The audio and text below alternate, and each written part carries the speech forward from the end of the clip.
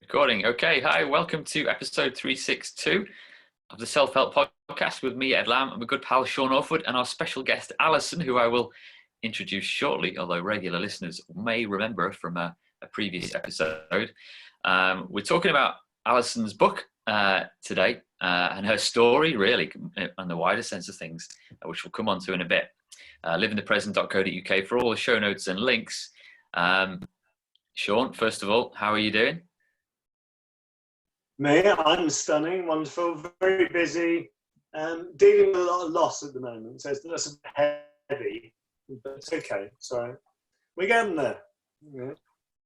We're getting there. I know we're 7 weeks. I think we're week 7 in the UK of lockdown, and obviously, well, not obviously, over the weekend there's been some announcements about easing of restrictions, which has caused a bit of confusion, and people aren't sure exactly what they can and they can't do, and all that stuff. But yeah, I mean, we're still in the long haul, aren't we? So it's going to be fascinating. I just want to say something before we get stuck in. Sean, I've got some very big news for you. You're going to love to hear. Are you sitting down? Yeah, I'm ready. I've ordered a new laptop. No. Yeah, I've actually done it. It's just going to ring 99. I'm having an incident. Hang on. Yeah, finally, I've had enough of faulty keys and the fan whizzing like mad whenever I try and do more than one thing at a time. So I've treated myself to a new MacBook Pro. So yeah, becoming next week. Right. Have you rung the museum in Liverpool? Because they're going to want your old one as an artifact. Yeah, well, I'll alert them straight away. I'm actually thinking I'm going to give it to me lad. It's that old and it's worth that little that I might as well just give it to my eldest so he can have a muck around with it. But yeah, I thought I'd break that news to you. We've got Alison waiting here, chomping at the bit, I'm sure, to get stuck in. Alison first came on this show, episode 308, so just over a year ago, and we talked about, aside from her business, Two Minds, I think that day we were talking about loyalty because it was a particular national day, so we had a chat about that. When Alison came on, she talked about a book that was in the works and had been for a while, but it's finally ready and online. Alison, thanks for joining us. How are you doing? I'm good, thanks. Thanks for having me on again today. Did you think it would take this long to get the book done, or is it? I think the length of time of writing this book, I think a lot of people will say the same, but it has been sort of almost one of those, oh, don't ask me, I'm still writing it, I'm still finishing it. And I kept having these sort of times where I think, you know what, it's only a month away. Yeah, it'll be ready. But I probably was saying that for the whole of the year that we haven't been on these calls. So it has been an interesting journey in itself, for definite. I think we introduced you last time as a transformational mind coach. So is that still a title that you use, or have you updated things since then? No, I think that's, I was given that title by someone else and I've kind of adopted it. And I think it does describe what I do because of my background as a counsellor and CBT therapist, but I also do, since qualified as a coach and NLP, neuro-linguistic programming practitioner. So I kind of got that whole range of qualifications under me. So the mind coach feels like it sort of describes almost those two avenues without me saying I'm all those things, because obviously there's people who are coaches out there but haven't got that therapeutic background. So I kind of feel that it does describe what I do, because I don't do as much counselling and CBT. In fact, I do very little of that. I still use that, I suppose, as a foundation, but I don't really call myself that anymore. So it kind of feels like it summarises a bit of what I do, and hopefully the transformational bit comes with the work, hopefully. Job titles are tricky to pin down at the best of times. Like Sean, what are your thoughts on that? Because do you describe yourself still as a psychotherapist a lot of the time, or just Sean? It's really called that because if you use words like doctor, psychologist, those kind of things, people start alienated.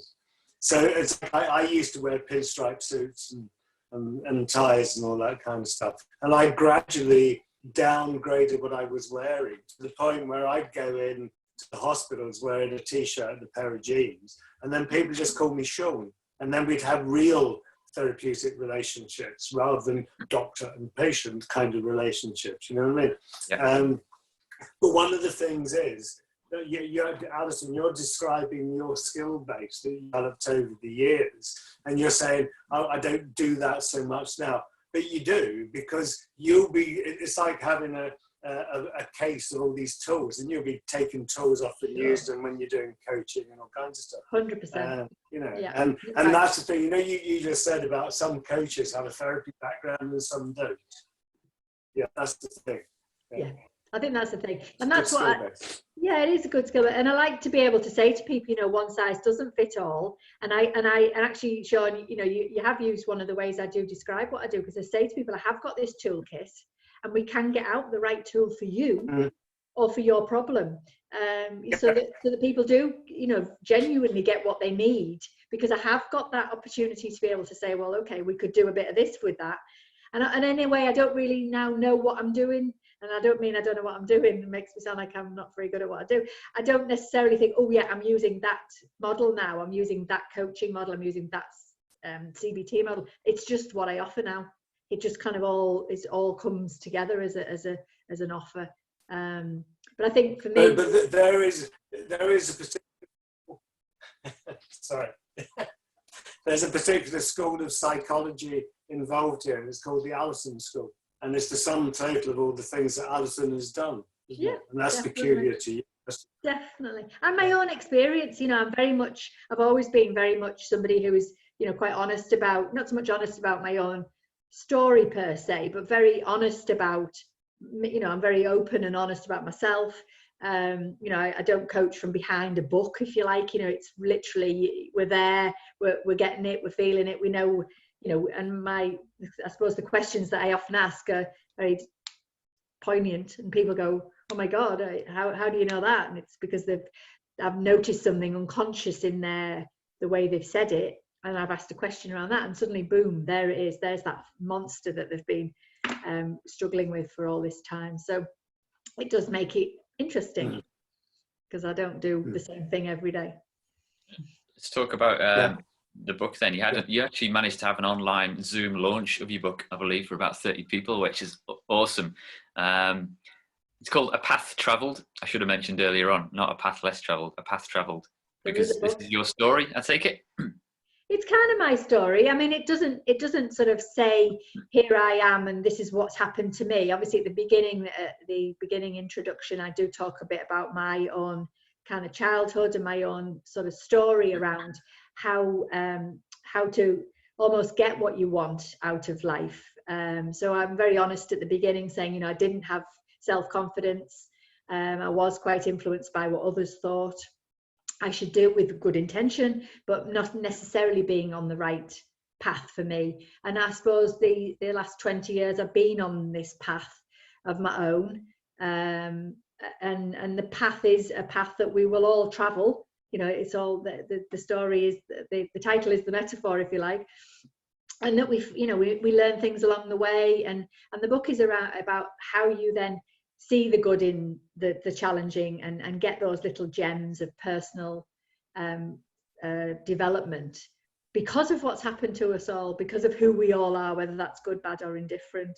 And it is a journey, and it kind of takes us all on a path of hopefully understanding. I've always coached and worked with people, and I believe that if they understand what's happening from a mind perspective, then it helps them go, okay, I get it. It's not just me, it's the mind. And we are the mind, of course we are, but almost symbolically, if we think of it as it's that and you're this, we can start to understand it. And that's always been my take on it. I guess many years ago, quite a lot of clients used to say to me, we should write all this stuff down. So I did. So in the Live in the Present book that Sean's wrote, it's structured in a certain way in terms of you deal with your own problems first, like in forgiveness early on-ish. What's the general structure of your book, and how do you kind of take people on a journey to be able to make the most of things? Yeah. So it is a bit of a journey. We start off with chapter 2 really. Chapter 1 is an intro. Chapter 2 is quite a bit of the neuroscience really about how the mind works, but written in a very simplistic way. A way that I understand it myself. So I talk about the instincts of the mind. I talk about how the mind stores information, how it's an association making machine. Then move into what will have influenced us. So no matter what, every situation you've ever had will influence how it stores that information and how then it might change our behaviors. So the next chapter is how we behave, why we think like we do about ourselves, why we make assumptions, why we people please, why we find ourselves not following the true path that you should be on. Mm-hmm. And then towards the back end of the book, it talks about how you can then, for yourself, free yourself from some of the things that you've now realized that you do. So it's a lot about being aware, about letting go of certain things, about reframing, being able to see something from a different perspective, and then a little bit at the end about kind of the language that we use to ourselves and others. And in that, there's lots of exercises that people can actually write in the book, or they can, get them. I'm giving them to people as in some sort of a format that they can scribble all over. There's some case studies throughout it that just try and help make sense of kind of some of the theory. So, in some instances it could feel quite heavy theory wise, but it isn't written in I'm told, in a heavy way. Sean, I think or Alison, you might be able to confirm this, but Sean was a bit of a catalyst early on to kind of give you a bit of a kick up the backside and get the book written. Is that right? Sean absolutely was. I met Sean at a book launch of his own, actually. It was your one about snogging. Frog snoggers. That's it. So we got chatting at the launch, and I told him that I had all these huge length of Word documents, or a Word document actually, pages and pages and pages of little topics, I suppose. I would write about being critical, or I'd write about self-belief, and I had loads and pages and pages and pages. And John said, I'll have a look at it for you. And he did. And he gave me this feedback. He said, it needs some work, there's no doubt about it. He said, but there's definitely a book in there. And I took that and I carried that feedback around with me. And I kept thinking, no, come on, let's keep going. And it did. It gave me the confidence. He was the first person I actually showed it to. And yeah, it did give me that confidence to think, come on, let's just try and make it into a book. And then it went on a massive journey with me and my development. And I've learned the hard way. I've learned some things the easy way. The writing of it is a journey in itself. And the journey itself is in the book, because some of almost what you had to do to be able to have the confidence to put it out there and be vulnerable is part of the message. You have got to follow your own path, and you've got to believe in yourself. And there will be people out there who might not like it, and that's okay, but that's part of the message in the book is very much about being on your own path. You can listen to others, but if you're not doing what's right for you, doing what your heart says to do, then you won't feel as content. And I suppose the book is encouraging people to do that, which is what I did. I wasn't where I am now 20 years ago by any stretch of the imagination. Sean, do you reckon, has everyone got a book in them, or is it something you often encourage people to do, or just more writing? There's two books everybody should write. One book is the story of their life.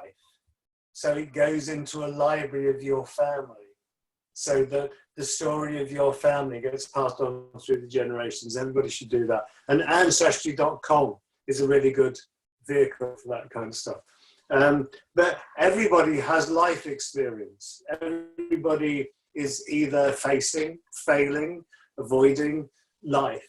And to share our stories, because we're not good at sharing. I'm sure there was a time when human beings sat around fires in the evenings, especially in the winter when they were mending nets and stuff like that, and people talked. And even when we sit down now, we don't talk because there's a screen in the corner. There's fading stuff at us, and I think that art of storytelling is a natural human thing. We all have a story within us, and I think we should all be out there writing it. Yeah, I feel like I've got one in me for sure. Alison, how did you find the process of writing and getting it all together, and what were you actually doing? Did you have a room with a wall with Post-it notes all over it, or how did it work? Yeah, I mean, at the start, as I said, it was just a huge Word document. I just used to just type text and with a little heading. That became almost a problem in the end because it was just too big without any structure. So that's when and I used to open my laptop and think, right, come on, let's see if I can do a bit more on this book, you know, because people were starting to ask me. And I'd look at it and think, I don't know what to do with it. So I got introduced to somebody who is a book mentor, and she and I spent a lot of time. It was all printed out. We physically cut it. We moved stuff around. We tried to get a flow. We did a lot of mind mapping to look at what the beginning, middle, and end might be like, and be able to kind of see it almost with some sort of a readability flow to it, because it just didn't have that. And if anybody out there is thinking of writing a book, I will absolutely, if I can't give you any advice other than make sure you've got some sort of structure to write into, because to be honest, the time that I spent trying to put it now into an order was massive, a huge amount of time, quite painful time as well. You know, I mean, my book mentor was on my Zoom launch call and we were laughing about, you know, we had that many post-it notes. It was just like, oh gosh. And then I'd feel like I'd repeated myself somewhere, and it was like, oh, where's that? I've already talked about that. Where is that now? And it was just somewhere else. But once we got it in sort of the chapters, then you could start to see the flow. And then, even though I was still moving stuff around, just bits and pieces, you know, not that long ago, to be able to actually see the flow and think, yeah, there's the beginning, there's the chunk in the middle, and there's the summary at the end, sort of thing. Suddenly you can start to think, okay, I can see this as a book. Well, did you actually learn anything about yourself through the process of writing the book and putting it together? Or would you do it differently next time round? Did I learn something about myself? I mean, I think I've learned, I think interestingly, the lockdown has allowed me to physically finish it. So they're doing that final tweaks, the final work with the typesetter, you know, every night. Literally a month ago, me and the typesetter were on a call and just doing tweaks and bits and pieces. I think one of the things that I have learned is patience, because, you know, I quite like, if I think of something, I quite like to be able to do it. Well, obviously you can't do that with something as big as this, but I think that patience of working things out for myself, I've learned that I can do some of the things that I used to think. So for example, some of the things that you have to do around the physical uploading the data for, you know, your content to the platform for self-publishing, getting the right size and shape and everything of the spine, and they ask you how much paper, what weight of paper you'd like it to be, and all these questions. Who knew that you had to answer those questions? I didn't. Now I think if I'd been in my normal working place, as in and out, I probably would have rushed things and made some potential mistakes around that. But I didn't. I had a bit more time, and I sat and I read how to look inside the cover of Amazon, because it's a thing that you have to do. So I think I've learned that actually, you know, if you sit and read some of these things that I used to just say, oh, I don't know how to do that. I can do it. I can do some of those things because they weren't my area of expertise at all. I mean, it would be your area of expertise. You know, I know it's not mine, but I have learned some things that I absolutely didn't know. I didn't know some of the things that I had to look into to be able to do it. So that's been quite interesting. But I think for me, the thing that it's shown me the most is the consolidation of kind of, you know, a bit like Sean said, it isn't my story per se, but it's a consolidation of so much of my own journey. That it, you know, it shows me, I suppose, how far I've come. Yeah. As a person, you know, how far. Is there a particular person or type person with a certain issue in their life that you think should read the book, or is it saying to everyone, or more of the corporate world that you're involved in sometimes? I think it could be for anyone. I think it you know, if someone's curious about self-development or how, you know, self-discovery about why we do things. So it doesn't necessarily mean that you have to have a major issue with anxiety or a relationship problem to read it. If you're curious about wondering why we do some of the things that we do, which are completely out of your awareness, it might just spike a bit of interest and think, oh, that's why I do that. That's interesting. I didn't realize I did that because of that. And you might then think, well, actually, I don't want it to be like that.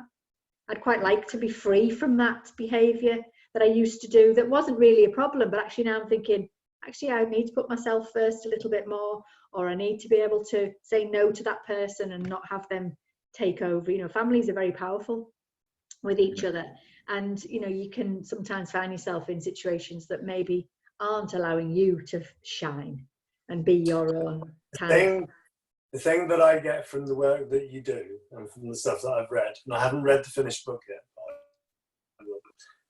is that a lot of your work is about encouraging people to take control of it rather than allowing it to control them. Yes. And that's the magic. That's the bit which really works, because if I am in control of it, I'm in control of my life. I'm a self-determining person. Exactly. Rather than being responsive to other people. Definitely. But definitely a sort of almost a tagline is that I try and promote is be the best version of yourself. You know, whatever that looks like. We're all different. No, you know, one size doesn't fit all by any stretch. You know, you don't have to look like that person. You don't have to be doing it like that. Be different. Stand out. Be different. Be vulnerable and be brave. Be yourself. And in my clinic, you know, my client work, when I see people do that, so people come and they're very unhappy, very disenchanted with life, you know, very unfulfilled, and they encourage themselves to be their own best version, they fly. They meet the right people in their life, they get the right jobs, they whatever, you know, or they might have had the right person in the right job, but they just feel better. And that's exactly what it's all about. And this book, you know, I'm hoping can become a part of somebody's journey to realize that actually they don't have to put up with that. You know, the saying, oh, this is how it is round here. It doesn't have to be true. And then, Ed, in answer to your question in terms of the corporate world, what I found really interesting, I never thought it would be a book, really a business corporate book. But actually, because it's just about people, what I've been really interested to hear is that businesses have been like, oh, okay, you've written a book. Well, if you're our coach, well, we need to read your work then. So, and I didn't really see that coming. I didn't see that people would see it. I thought it was more a sort of personal development book, but actually quite a few of the businesses I've worked on, the leaders ordered it, and it's like, oh, right, okay, cool. I wonder if they'll order it for some of their staff or employees, because businesses are just people, aren't they, at the end of the day? Exactly. So, you know, and again, I think that's something I've learned in the leadership work that I've done over the years. You know, when I first started out, because I came from the NHS, so obviously I used to work, like Sean, with very poorly people. And when I first started getting some work in the leadership, I used to think, gosh, I don't think they'll have enough problems for me. I won't know how to work with these high flyers. You know, what am I going to do?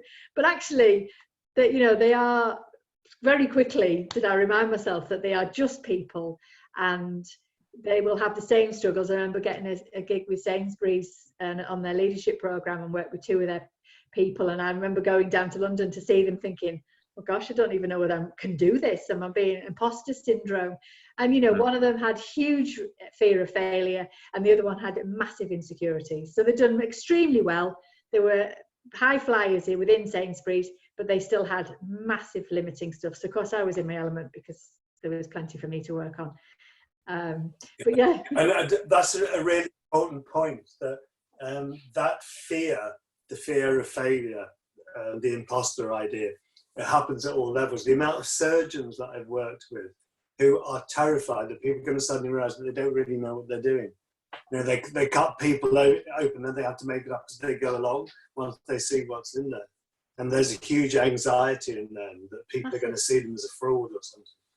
And I think what's interesting about that is, and it is worth highlighting to lots of people, is that people who see them on a pedestal, who then think, well, I'll never be like them, so I won't even start trying to be my version of whatever great is for you, because they think they're miles away from there. So the journey, and actually they're not really. Yes, they might have done very, you know, don't get me wrong, they'll have obviously done very well and blah blah blah. But I hear people say, "Oh, well, I could never do that." But you don't even know what it's like for them. So how do you compare yourself to something that's nothing like you? And how many people don't even start on their dream job or their dream thing because they think they're nowhere near the others that have already got it? But the others that have already got it don't necessarily have got it all for good. Yeah. They've usually worked so hard. These guys work so hard to fight off this fear of failure, to fight off this.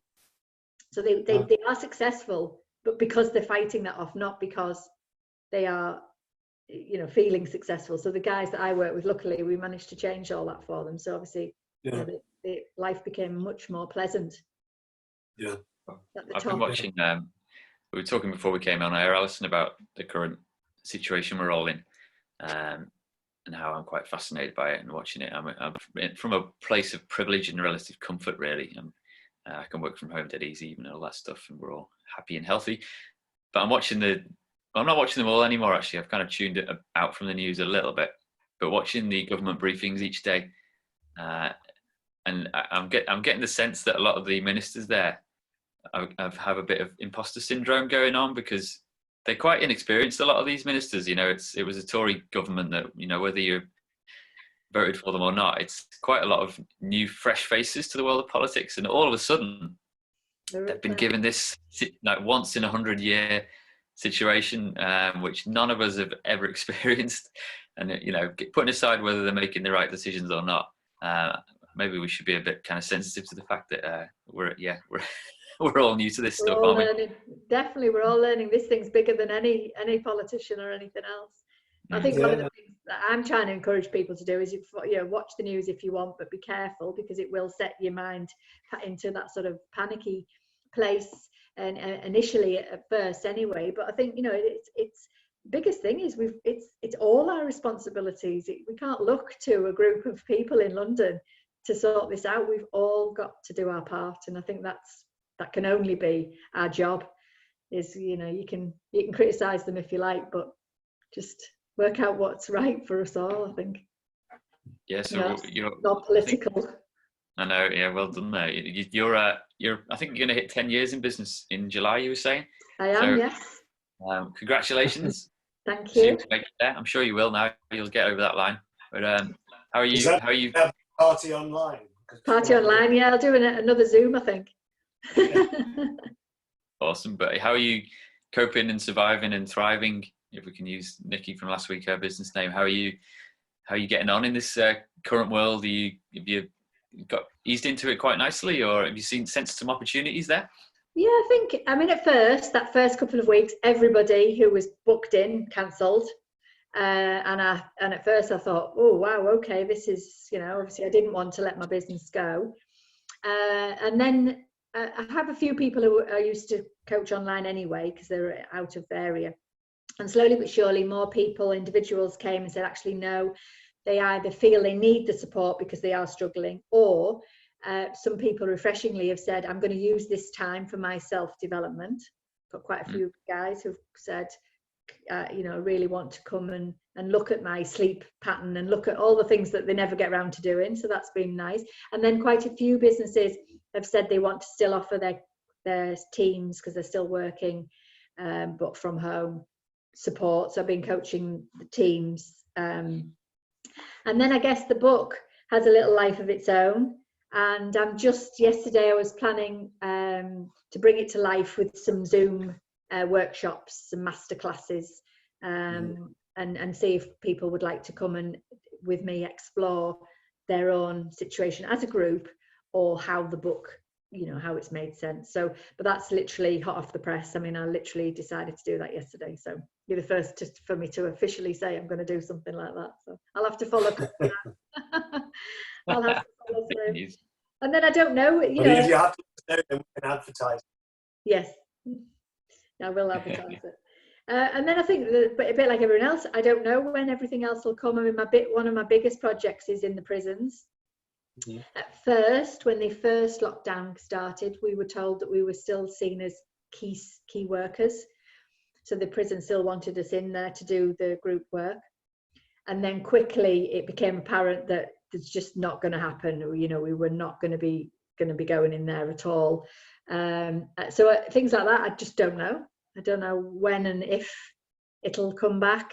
I'm sure it will, but when, I don't know. And interestingly, Sorry, is that working with inmates or with staff at prisons, or? Yeah, groups of inmates.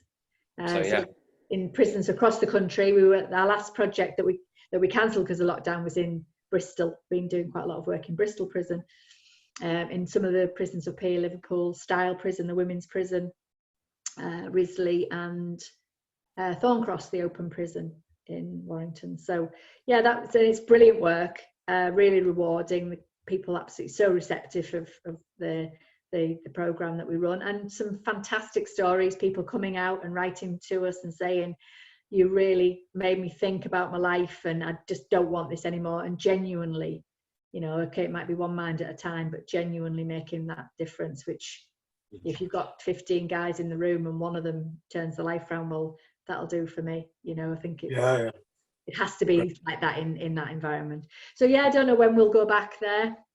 So I'm not sure what the future for that will hold. Interestingly, I don't know how prisons have managed. They were in the news, I think, once, and I've not heard anything else about how they've actually managed this. Because if people knew are going in, new inmates are going in, then how have they managed? I haven't had a chance to research what they're doing about, because it's potentially it's a closed environment, but I don't know. Interesting. A million and one other things going on, aren't they? But yeah, it'd be fascinating to know. I know there was talk of early release for quite a few guys right at the end of their sentences. Early lockdown, they were just going to get them out. And I think that happened for some of them. Certainly some at the end of long sentences, if they had a few months to go, they were going to get them out. Wow. To try and reduce the prison population. Yeah, I read about that. Yeah. Sean, So, how about you? In summary, how's your world going, and anything you want to say before we close? Was that aimed at me? I missed that. Yeah, sorry, you go on. I just feel like you haven't said much, and you must be chomping at the bit. No. I was happy to let Alison share her stuff. That's good. For me, it's more a case of lockdown has got busier rather than quieter. I mean, I picked up another 3-4 people this week coming in. Can I have some time? Which is lovely. But the time that people want is quite high pressured time. So I'm dealing with lots of kind of loss, death, all that kind of stuff, which is going to be with us as a society for quite a while. Because the amount of people I've got that doing incomplete bereavement, they can't close anything down. You know, the last time they saw their loved one was goodbye as they went into hospital, and they hadn't been able to view the body, do anything. no. You know, so it's a bit like someone's kidnapped your relative, and you don't know where they've gone, other than you're given a box back that you've now got to go and bury. But now you're having to wait weeks to get into the funeral services, to get someone in the ground or to cremate them or whatever. So I should be going to another funeral next week. So. And I think that's the tough bit, and it's the tough bit for me in some ways, but it's the tough bit for society. And I think we're going to have a lot of kind of post-traumatic stress from this for a lot of people. You know, frontline workers, yes, but people that are just stuck in the house, and experiencing the loss. And, so it rolls on. Yeah. So apart from that, I'm fine. How are you, Edward? I wish I hadn't asked now. Flipping out, John. Oh, what do you mean? No, it's good. The issue for me, it comes back to the thing that I'm always saying. If we all look after each other, we're all going to be all right. Yeah. Amen. So it's like, I make bread for people in the street, so I'm now going around delivering me bread and all that kind of stuff. Like who can we look after? Who needs looking after? And maybe that's one of the things that comes out of this, which is one of the positives. Yeah, we took another plate of food over to Dot across the way every Sunday now, when we have a Sunday roast. We do a plate for her as well, and she loves it. Yeah, so I think we're going to have to keep that going forever now, because she'll just be obsessed. That's one of the things about delivering bread to people, because then they can next week be thinking, where's my bread? Exactly. exactly. Have you got any, Alison? Have you got any nice little routines that you think you'll stick with when we're allowed back outside again? Anything, any new habits formed? I've tried to look in recipe books or look up new recipes a bit more, which is one little thing that I've always said I wanted to do. And you end up just cooking the same things because you know how to shop for them and you know how to make them without thinking. And just I've made a couple of things that I've actually looked up a recipe for and had a go at making it, which is nice, because sometimes you think you haven't got the time to just make sure you shop for this new recipe and make it. So it's a small thing, but I have to say, and when I'm often listening to people saying, "Oh, I've got going with yoga and I've got going with," I whether it's because of the book, I don't know, because obviously that was my focus. I haven't done anything particularly different like that yet. When I'm hearing people are all doing Mighty Joes and all this, I'm like, oh, how come I'm not doing that? But I keep checking in and say, hang on a minute, you did launch a book 2 weeks ago, so let's not be too hard on yourself. So the book A Path Travelled is on Amazon, and probably best to have a quick look at your website as well, 2-minds.co.uk. We'll put all that in the show notes and links to Alison's social media channels. And you've been in the World Globe quite a bit recently, haven't you? Publishing a few articles there. I have, yes. I've been writing about sort of how to manage your mind a little bit in lockdown. Did one about working from home. One about domestic abuse, which is sadly on the increase. So just trying to give people something different, I suppose, to think about, as opposed to just the news that is about the figures and the this and the that. So yeah, cool. It's good. Yeah. Usually we have a resource of the week now, but we'll link to your book as the resource, unless there's anything that's cropped in your world, Sean. Anything cropped up in your world that you want to mention? No. I think that we're moving towards this idea that we're going to start to release lockdown. If we're sensible, then it'll keep the R rate, as they say, low. But the chances are it's going to start to move up again. But that's up to us. We need to be sensible people. Yeah, let's see. Be alert. Yeah, as they say, it's the new tagline, isn't it? Or stay alert. Sorry, whatever alert is. Okay. I've always wanted to be alert.